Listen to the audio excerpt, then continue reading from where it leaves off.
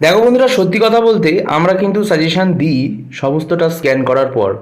অভিজ্ঞ টিচারদের কথার উপর ভিত্তি করেই আমরা সাজেশন দিয়ে দিই না, সেটাও কিন্তু আমরা বিভিন্ন শিক্ষাবিদদেরকে দেখাই, মানে যারা যে সাবজেক্টের জন্য পারদর্শী শিক্ষকরা তাদেরকে দেখাই, তারপর সাজেশন দিই। আজকে সোজা কথা বলি, এবিটিএ আর তোমাদের যে সরকারি টেস্ট পেপার, সেই দুটো জিনিসকে ভালো করে ঘেটেছি, এবং ঘাটার পর বাংলাতে আমরা দেখছি যে বিজ্ঞান ও কুসংস্কার রচনাটা কত রকমভাবে ঘুরিয়ে প্রায় প্রতিটি পেজেই কিন্তু কমন রয়েছে।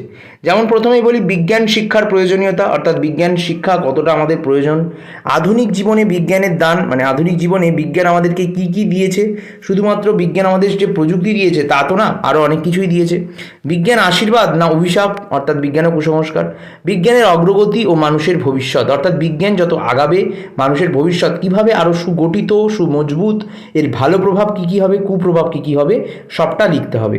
আর আধুনিক জীবনে প্রযুক্তির ব্যবহার, আমরা যা যা মোবাইল ফোন, ল্যাপটপ, ট্যাব যা যা ইউজ করি, রোবট, বিজ্ঞানের ভালো ও মন্দ, তো এই কয়েকটি রচনার মধ্যে বিজ্ঞান ও কুসংস্কার, অর্থাৎ একটা রচনা করলেই তোমরা কমন পাবে।